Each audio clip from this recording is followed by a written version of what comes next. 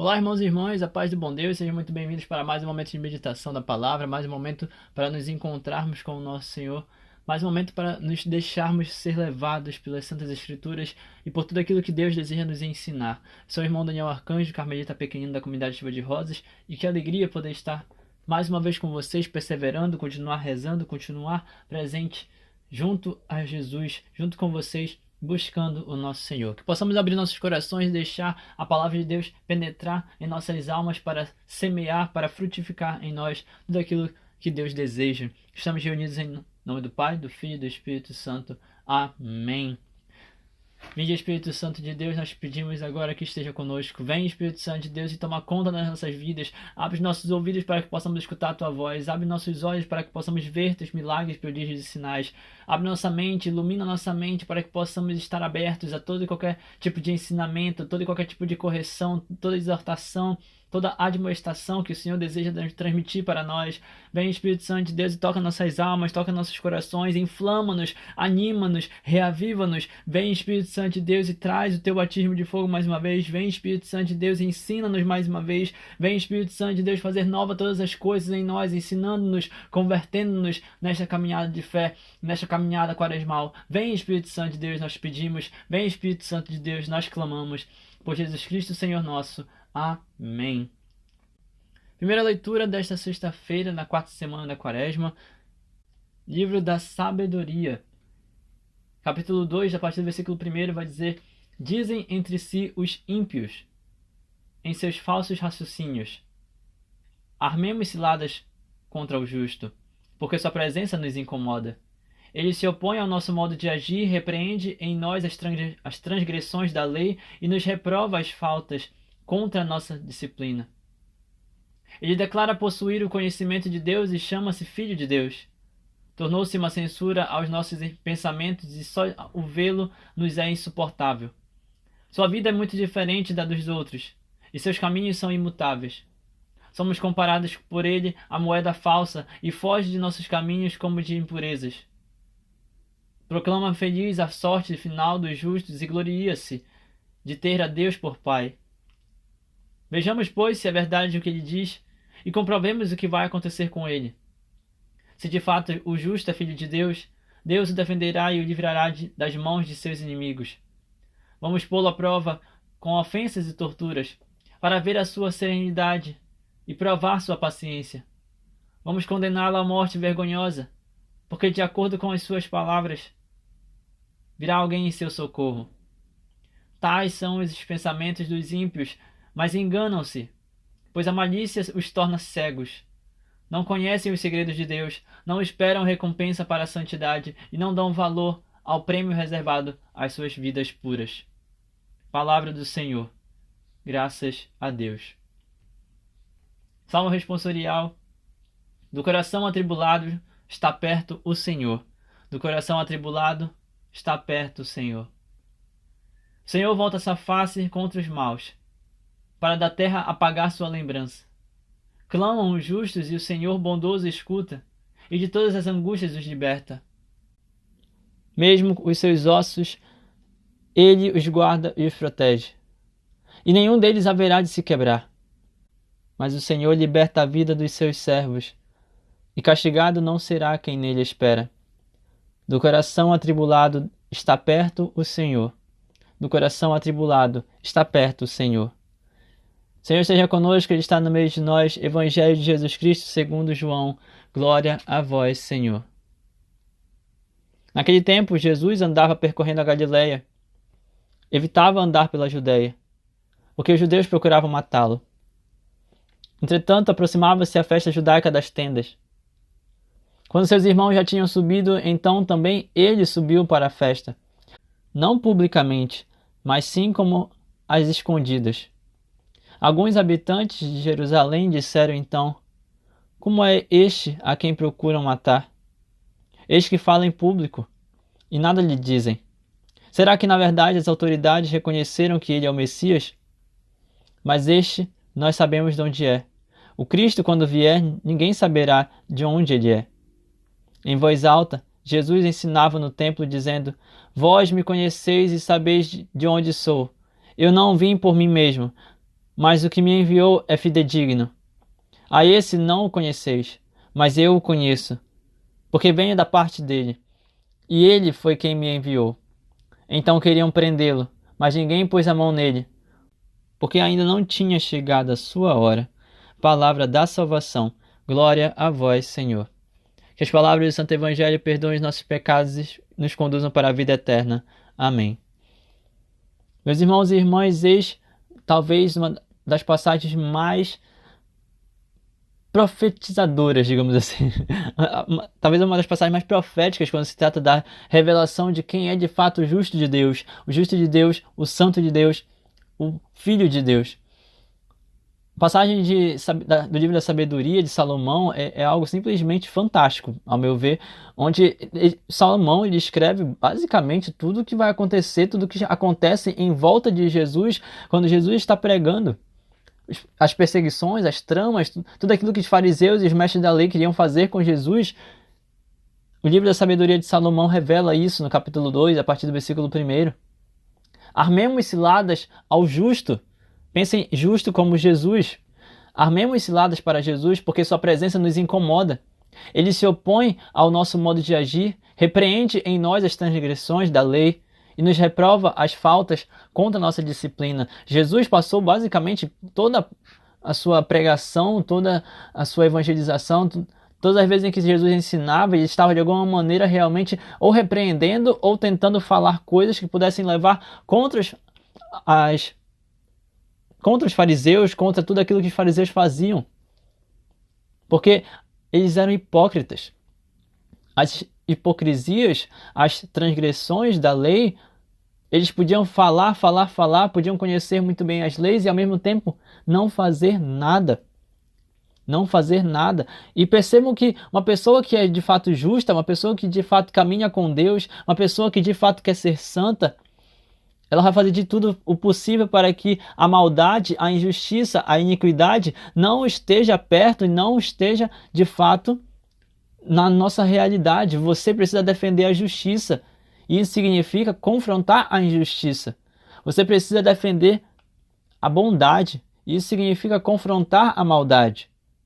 E como é que nós fazemos isso? Quando nós agimos com justiça, quando nós agimos com bondade, nós estamos indo contra as falsas leis, contra as falsas pregações.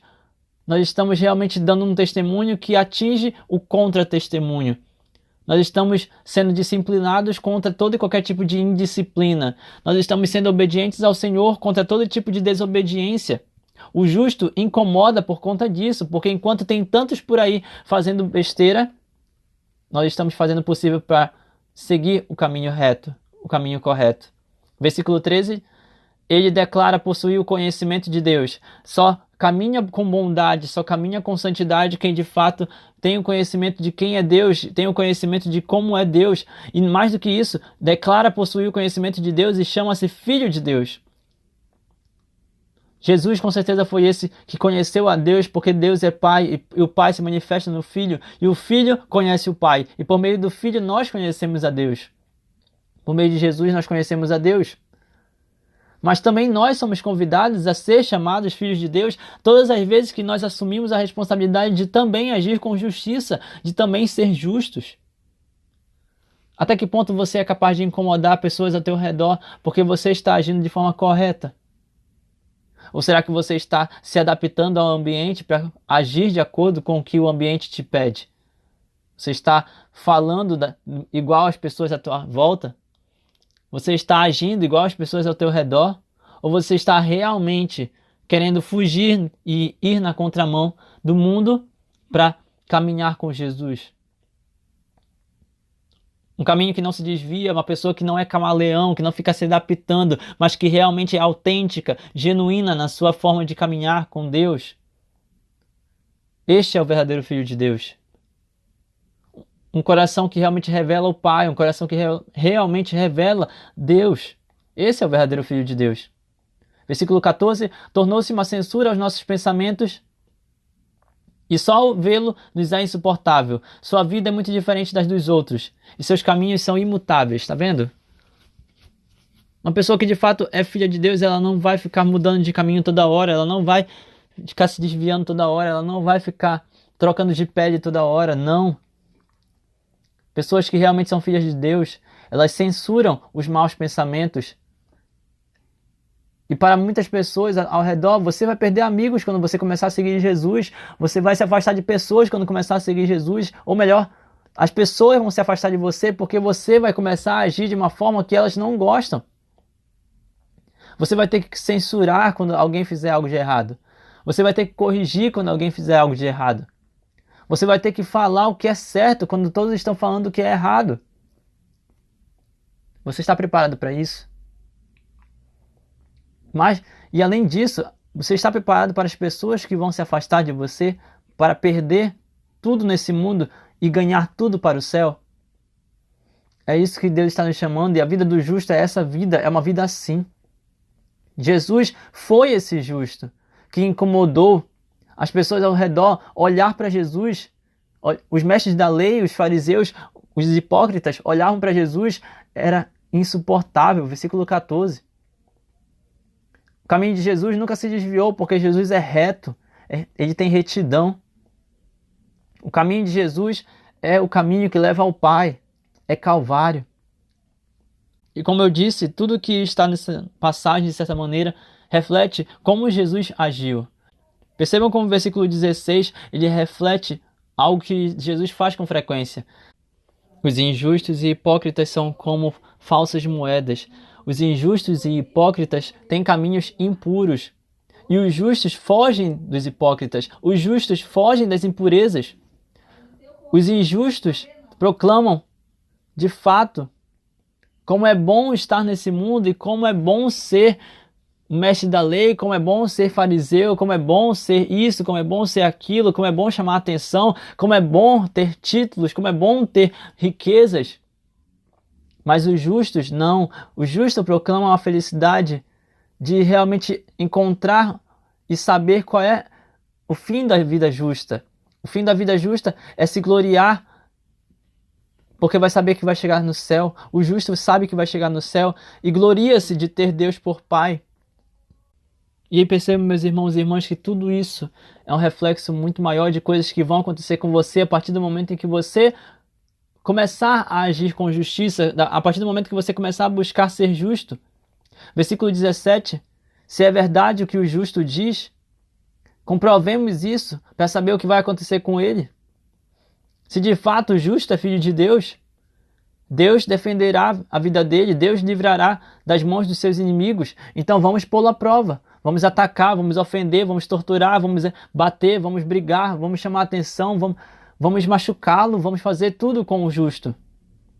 Para ver se a sua serenidade, se a sua amabilidade, se a sua bondade, se a sua paciência vai continuar, vai perseverar, vai permanecer, meu irmão, minha irmã. Se você está buscando um caminho com Deus, se você está buscando realmente uma vida com Deus, te garanto. Sua paciência vai ser testada todo dia, sua mansidão vai ser testada todo dia, sua humildade vai ser testada todo dia. Para saber se você de fato quer essa vida, e não só isso, Deus permite a provação. Deus permite a provação e junto com a provação pode aparecer tentações, com a provação vai aparecer tribulações. Você vai ser atingido, mas lembre-se, é por Deus, para Deus e com Deus, e saiba qual é o final da vida justa. O final da vida justa é gloriar-se, porque sabe que Deus é Pai, e sendo Pai, Ele vai atrair os seus filhos, atraindo os seus filhos para o céu. Você vai alcançar o céu se você permanecer firme. Você vai alcançar o céu se você permanecer firme. Por mais que o mundo, por mais que os injustos, por mais que este povo creia, ache que você vai simplesmente cair e não vai mais aguentar, não vai mais levantar e vai ter uma morte vergonhosa, como diz o versículo 20. Deus te sustenta, Deus te defende, Deus vai te livrar de todos os males. Porque no fim das contas, os injustos, os ímpios, não sabem o que acontece de fato com quem é justo. Versículo 21, Salomão vai dizer: o pensamento dos ímpios é enganador. A malícia os torna cegos, pois eles não conhecem os segredos de Deus.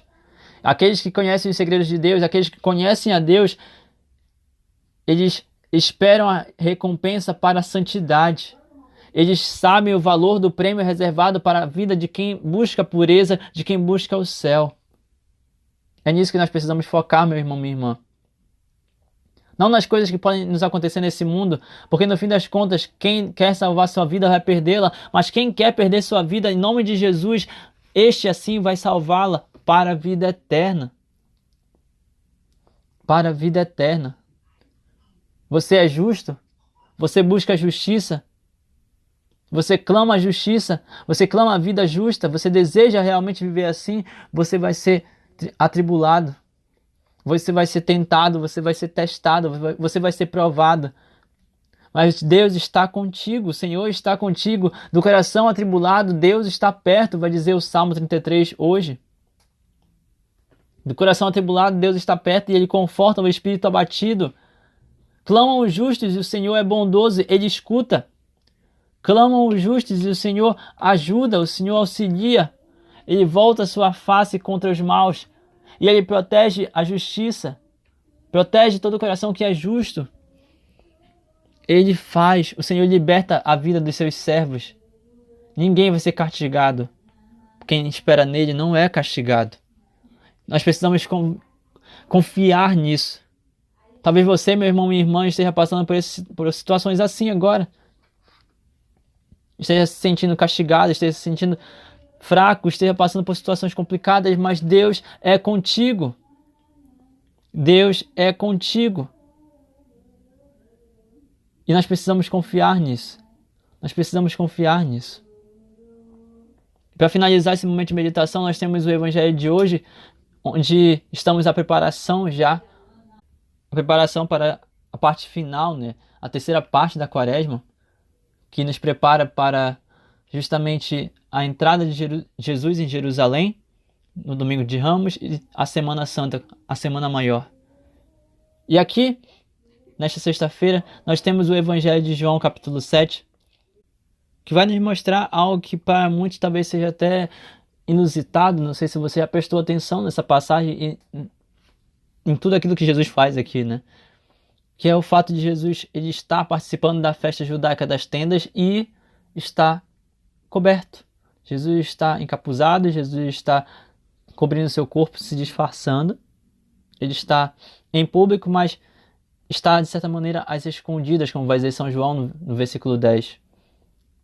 Alguns habitantes de Jerusalém disseram então, versículo 25, mas algumas pessoas ali percebem a presença de Jesus e falam, né? Alguns habitantes de Jerusalém falam, não é este a quem procuram matar, apontando para ele, cochichando.